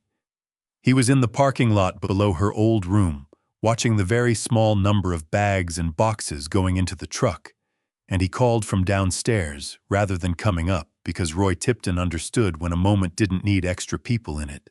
Peggy answered and talked to him for 10 minutes and laughed twice during the call. When she hung up, she said, "He's offered to drive up and visit sometime, if that's all right with you." "He's your friend," Elliot said. "Yes," she said. "He is." She looked around the nearly empty room. The lamp Elliot had bought was already in the truck. The photograph of the farmhouse was wrapped in newspaper safe in a box. The blue journal was in the bottom of her personal bag. "All right," she said. "I think I'm ready." The drive to Herndon took 40 minutes on a clear Tuesday in September. The leaves were just beginning to turn on the trees along Route 29, the first pale yellows and oranges of a Virginia autumn. And when they turned into the neighborhood in Herndon, the street was quiet and tree-lined, and the house at the end of the block had a front walk with a yellow maple in the yard that had just begun to drop its leaves. Peggy looked at it through the car window. She did not say anything for a moment. Then she said, "It has good bones." "It does," Elliot said. "Your father would say a house with good bones is all you need." "He would," Elliot said. "He'd also want to look at the foundation." "He'd look at the foundation twice," Peggy said. And she was smiling now, the real smile, the one that went all the way up. They got out of the car. The house smelled like fresh paint and new wood, and the particular neutral quality of a space that had not yet become anyone's. The previous owners had left it clean and empty, which meant that every room was a question. Peggy walked through it with the deliberate slowness of someone making decisions, opening a closet, testing a faucet, standing in the kitchen, and looking at the window, the light. The movers took an hour. There was not much to move: the bed, the card table, and folding chairs as a placeholder, until Peggy decided what she wanted. The small shelf of mugs, the boxes of photographs and papers. What remained in Warren's storage unit, the dining table his father had built, the rocking chairs from the back porch. The accumulated 40 years of a family home. Elliot had contacted the storage facility directly. Warren's rental agreement on the unit lapsed when his accounts were frozen. Kenneth Sato, as neutral fiduciary, had authorized the retrieval of items that were demonstrably Peggy's property. They arrived in a second truck an hour after the first. Peggy stood in the doorway of the dining room and watched the dining table come in. It was the table his father had built from reclaimed chestnut the summer Elliot was 11 in the garage of the Culpeper farmhouse over the course of 3 weekends. Elliot remembered the smell of sawdust and the sound of the sander and his father's meticulous attention to the grain, the way he would run his hand along a board and feel for what was wrong before he could see it. The table was in excellent condition. Warren had kept the storage unit climate-controlled, which was the one thing he had done right. Peggy put her hand flat on the surface of the table when the movers set it down.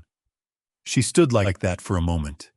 Then she said, "Put the rocking chairs in the back." She meant the garden. "I want to see how the light falls on them." While the movers arranged things, Elliot went to the kitchen and found a grocery bag. He had brought coffee, bread, eggs, milk, a jar of the peach jam that Peggy had mentioned offhandedly weeks ago in the room above the bait shop that she used to make every summer from the trees behind the farmhouse, but hadn't had the equipment for since she moved. He had not been able to bring her the trees, but he had found the jam at a farmer's market in Reston. He put it on the counter where she would see it. She saw it when she came into the kitchen. She picked it up and read the label and looked at him. "From the Culpeper area," he said. "Same orchard, different family." She set it back down carefully. "Your father used to eat this on toast every morning for 6 weeks after harvest," she said. "Every morning." He said it was the best evidence that summer had been worth the trouble. She looked at the jar. He was easily pleased. He was Elliot said. "So am I?" she said. "That's probably genetic." He made coffee. She sat at the table, the reclaimed chestnut table, and watched him. Outside, the September light was coming through the kitchen window at a low angle, warm and gold, the kind of light that arrived without asking permission and made everything look like it had been there a long time. He burned the first piece of toast. He did not notice until the smell hit him. Peggy said, "There's a dial on the left side." "I can see the dial." "Then why are you not using it?" "I was using the approximate method. The approximate method gives you smoke." She tilted her head toward the toaster. "Turn it to 3, not 4. 3. He turned it to 3. The second piece came out correctly. He put it on a plate and pushed it toward her with the jar of peach jam. She opened the jar and spread the jam on the toast, and took a bite and was quiet for a moment. "Good," she said. "Close to the original. Close enough." She took another bite. "Not the same. It won't be the same. But good." She looked at the window, the light on the garden. A lot of things are like that. They ate breakfast at the reclaimed chestnut table in a house that was new and not yet theirs, but would become it the way houses do, by accumulation, by habit, by the small daily acts that press a life into a space until the space holds it back. The rocking chairs were in the garden, 2 of them, side by side on the flagstones, waiting for people to sit in them. After breakfast, Peggy opened the box she had packed last carefully herself, not letting Elliot touch it. She removed the framed photograph of the farmhouse and looked around the kitchen.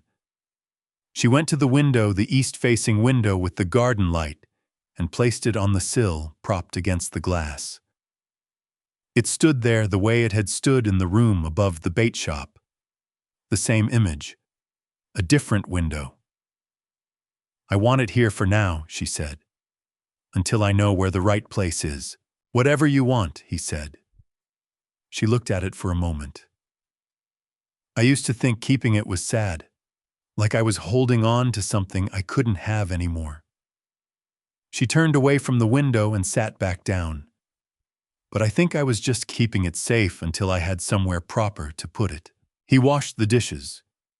She dried them and put them in the cabinet in the arrangement she preferred, which she explained to him as she did it, and which he committed to memory because he intended to put them in the right place when he was here alone.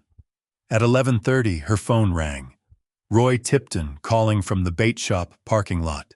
She answered and said hello and asked how he was, and he apparently said something about the space in the parking lot now that her car was gone, because she laughed, the full laugh, open and real, the laugh of a woman who was not performing for anyone. She talked to him for 12 minutes. She told him the dining room table had arrived safely. She told him the kitchen window faced east. She said he was welcome to visit, and she meant it, and Roy Tipton said he would. When she hung up, she said, "He's a good man." "He is," Elliot said. "Your father would have liked him," she said. They both have that quality of saying the right thing very quietly, without making a show of it. Elliot thought about that. Then he said, "What are you going to do this afternoon?" Peggy looked around the kitchen, at the table, the chairs, the photograph in the window, the jars of new jam, the dishes in the cabinet in the arrangement she preferred. "I thought I might sit in the garden for a while," she said. "The rocking chairs are out there." "They are," he said. "And then I might start on the back bedroom. I want to put a bookshelf in there. I can help with the bookshelf." She looked at him with the particular expression she had when she was deciding whether to let someone help. Then she said, "All right, but I choose where it goes. That is self-evident." "Good. Then we're agreed." She pushed back her chair. "Come on. Let's go look at the garden." They went out through the back door into the September afternoon. The rocking chairs were there on the flagstones in the low autumn light. The garden was overgrown at the edges. The previous owners had left the beds, but the beds needed work. Peggy walked the perimeter with her arms crossed, and the evaluating look of a woman who had grown things for 50 years and was already calculating what would and would not survive. She stopped at the far edge where a line of ornamental grasses had gone leggy and overgrown. "Those can come out," she said. "I want to put in something that will come back every year. Perennials." She turned around, looking at the space. "And I want raised beds along that fence. For tomatoes." "Your father always said we didn't grow enough tomatoes." "He was probably right," Elliot said. "He was always right about tomatoes," she said. "Irritatingly right. Every year." She walked back toward the rocking chairs and sat down in one of them, and it rocked exactly as it always had, the same pitch and creak of wood that had spent 40 years on the porch of the farmhouse. "Sit down," she said. He sat in the other chair. They sat in the afternoon light and did not speak for a while. The leaves on the maple in the front yard turned in a small wind that came through from the street. Somewhere in the neighborhood, a door closed quietly. The autumn was settling in the particular way autumn settles in Virginia, gradually, gently, the heat loosening its grip without quite letting go. Peggy said, "Thank you for coming." He said, "I should have come sooner." She rocked her chair once slowly. "Yes," she said, "but you came." She looked at him sideways. "That's not nothing." It wasn't. He knew that. He also knew it wasn't everything, and she knew he knew that, and neither of them pretended otherwise, because they were past pretending. He had been the son who sent money and called twice a month and told himself it was enough. He had been wrong. He was not wrong anymore, but being right now did not erase being wrong then. He would carry that. Not as punishment, but as knowledge.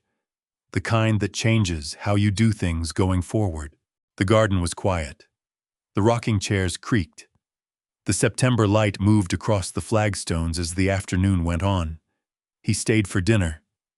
He stayed after dinner. He stayed until almost 10, which was not something he had done since he was young, and visiting home was simply the place you went, and not a choice you made. When he finally got up to leave, Peggy walked him to the front door and stood on the step. "Drive carefully," she said. "Text me when you're home." "I will," he said. He walked to the car. Halfway down the front walk, he turned. She was still in the doorway, holding this door, looking at him. The light inside the house was warm, and even the new lamps he had brought from a store in Herndon, casting the kind of light that made a house look inhabited, occupied, lived in. He raised a hand. She raised hers. He got in the car and drove home. He texted when he arrived as promised, and she replied quickly, "Good sleep, well, see you Friday." And he put the phone on the charger and went to bed, and for the first time in 2 weeks, slept without waking before the alarm, across Herndon in a house that was hers. Margaret Crane locked the front door, put the chain on, went to the kitchen for a glass of water, and stood for a moment at the east-facing window. The garden was dark now, the rocking chairs barely visible in the shadow. The photograph of the farmhouse stood on the sill in front of her, a silhouette against the glass. She looked at it for a while. Then she put it down flat, the way you put down something you've been carrying too long, and she turned off the kitchen light and went to bed. The journal was in the bottom drawer of the bedside table. She had put it there herself. She did not take it out. She did not need to. It had served its purpose, every entry, every date, every careful sentence she had written in the small, careful hand of a woman who had not known who would read it, but had known it needed to be written. She turned off the lamp. The room was dark and quiet, and the house was hers, and outside the September night was still and clear. She slept. 6 weeks after moving day, the garden had begun to change. Peggy had torn out the ornamental grasses herself on a Saturday morning, when Elliot was not there, with a pair of old gloves and the focused determination of a woman who had learned that if you waited for help with every physical task, things did not get done. She had left the rest for the raised beds. She was waiting for Elliot to help with those because she had promised him that, and Peggy Crane kept her promises. But the near corner of the garden looked different now, cleared, raked, ready for something. When Elliot arrived on that October Saturday, he found her in the garden with a cup of coffee and a gardening catalog making marks in the margins. "You took out the grasses," he said. "I did." She turned a page in the catalog. "Do you have strong opinions about alliums?" "I have no opinions about alliums." "Good. Then I'm planting them along the fence." She looked up at him with the particular expression of a woman who had been planning something for several days and was pleased to have settled on it. "Come and help me with the beds. I want them running north-south." They spent the morning building the raised beds from cedar boards he had picked up at the hardware store on the way over. Elliot was not a carpenter, he said as much, and Peggy directed him with the patience of a woman who had spent 40 years directing people who were capable but needed guidance. And by noon, there were 2 beds along the fence level and square filled with the topsoil he had carried in 10-gallon bags from the truck. She knelt at the edge of the near bed and ran her hand through the soil. She felt it the way her father had felt wood, looking for what was there before she decided what to add. "Your father," she said, "would have done this differently. He would have redone everything," Elliot said. "He would have made it better." She sat back on her heels. But he would have also made it take 3 weeks when it should take 1 afternoon. She looked at the bed. "These are good. They're not perfect, but they're good." "Thank you," he said. "That is the highest compliment I have ever received." She laughed. He had been coming on Fridays and Saturdays, sometimes both. He had not announced it as a schedule, he had simply begun doing it, and Peggy had begun expecting it, and neither of them made a formal declaration, because a formal declaration would have made it feel provisional, like something that could be negotiated. It was not negotiable, it was just what he did now. Sandra had called midweek with an update. The Virginia State Bar had completed its preliminary investigation, and issued a formal notice to Warren of potential disbarment proceedings. He had 30 days to respond. His practice was suspended pending outcome. Peter Galt was no longer representing him. Warren could not pay, and Galt did not work pro bono. He had retained a public defender, which was not something county attorneys typically did, and which said something about the state of things. The state attorney general's elder exploitation unit had issued a target letter. Criminal charges were possible. The timeline was unclear. These things moved at the speed of institutions, which was not fast, but it was steady. Diane Holt had agreed to cooperate with investigators in exchange for consideration on her own charges. Her cooperation included a formal affidavit confirming that she had certified the POA amendment without witnessing Peggy's signature on Warren's instruction on a date other than the one on the document. Her notary commission had been revoked. Elliot had not told his mother every detail of these developments. She had asked him not to. She had said, "Tell me what's done, not what's pending." I've spent too many months worrying about things that were pending. So he told her what was done, and he left the rest to Sandra and the investigators and the slow machinery of accountability. And he came on Fridays and Saturdays and brought things: groceries, the allium bulbs she had asked for, once a bird feeder she had mentioned in passing. And he sat at the reclaimed chestnut table with his mother, and sometimes they talked about the case, and mostly they talked about other things. Roy Tipton came up from Culpeper in the 3rd week of October. He drove a pickup truck and brought 2 mason jars of something he had put up from his own garden, pepper relish, he said, which was better with eggs than anything you could buy. Peggy showed him around the house and the garden, and Roy walked the perimeter with the same evaluating look she had used on moving day, and when they got to the raised beds, he nodded and said, "Cedar. Good choice. Lasts." The 3 of them ate lunch at the kitchen table. Roy and Peggy talked about the bait shop and the renters who had taken her old room, a young couple from D.C., and about something that was happening with the water table in Culpeper that Roy had been following in the county paper. Elliot mostly listened. It was a good sound, the 2 of them talking the ordinary conversation of people who had been through something difficult together and had come out the other side into the ordinary. After lunch, Roy stood at the kitchen window and looked out at the garden. "Good light in here," he said. "East-facing," Peggy said. "Elliot chose it." "I chose the house," Elliot said. "You chose the light." Roy looked at Peggy. "She always knows what she wants," he said to Elliot with the confidence of a man who had known her for 4 months and was completely right. Peggy said, "Most people do. They just don't always say so." Roy left at 3. He stood at his truck in the front driveway and told Peggy he'd come back in the spring when she was ready to plant. She said she would hold him to it. He shook Elliot's hand, the same measured handshake as the first time, and got in the truck and drove back down Route 15 toward Culpeper. Peggy watched him go from the front step. "He's a good man," she said again, which was what she had said the first time, and it meant the same thing both times. "He is," Elliot said. They went back inside. Peggy made tea. Elliot sat at the table and looked at the photograph on the windowsill. The farmhouse, the light through the kitchen window of the farmhouse. The same image it had always been.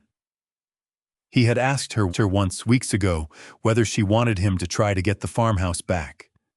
The developer's settlement was one thing. The actual structure was another.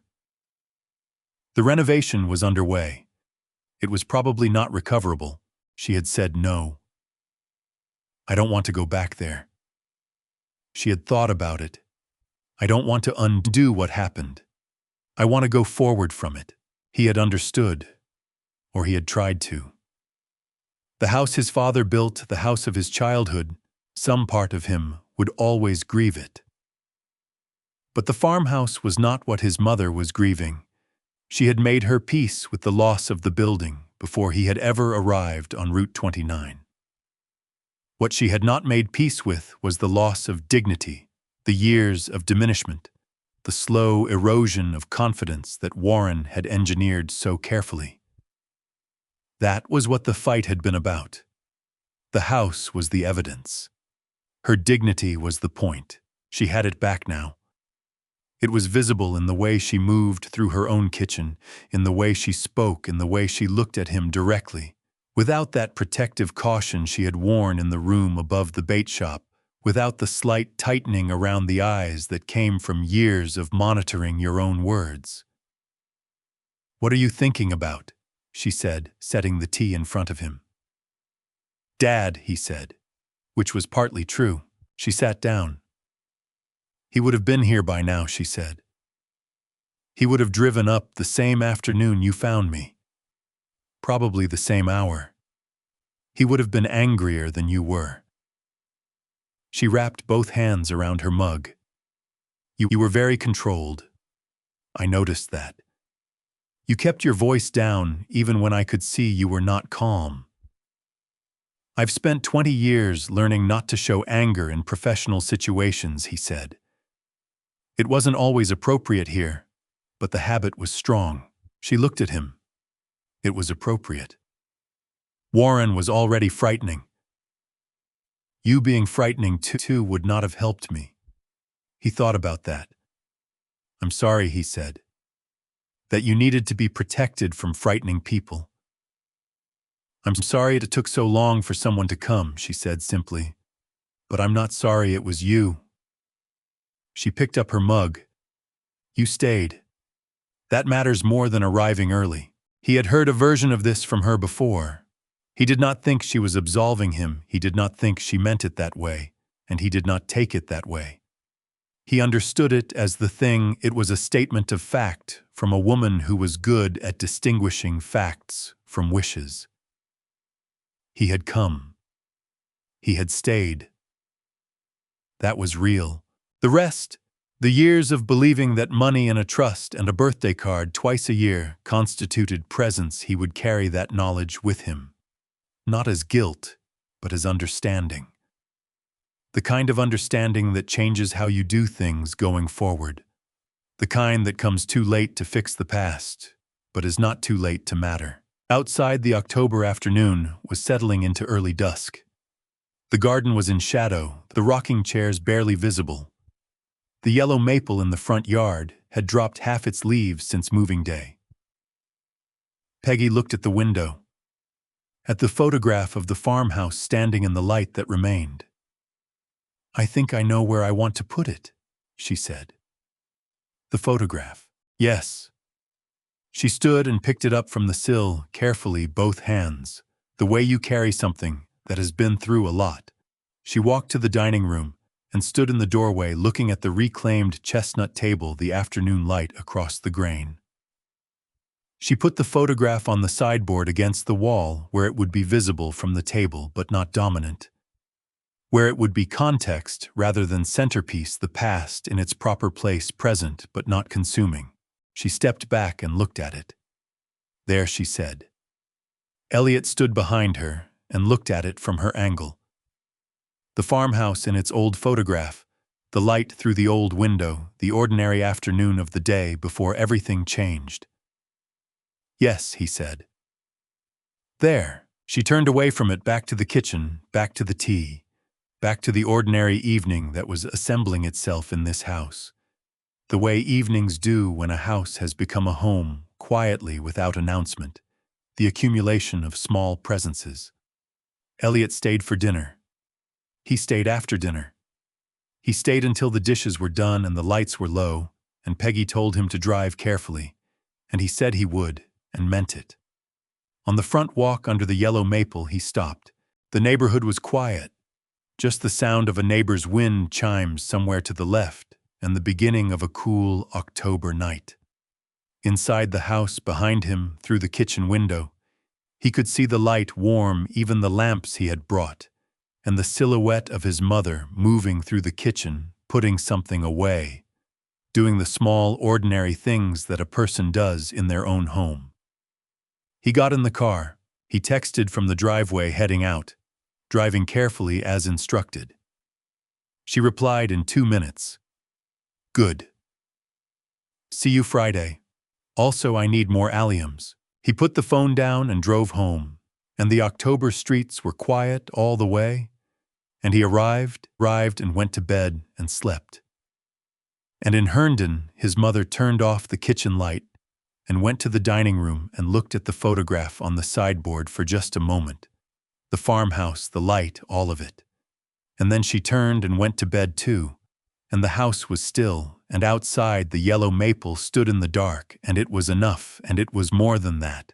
It was what they had built from what was left, which turned out to be quite a lot. If this story moved you, the quiet courage it takes to speak up the cost of silence, the way it's never too late to show up for someone you love, leave a comment and share what you would have done differently. And if you're watching from far away, hello. Stay close.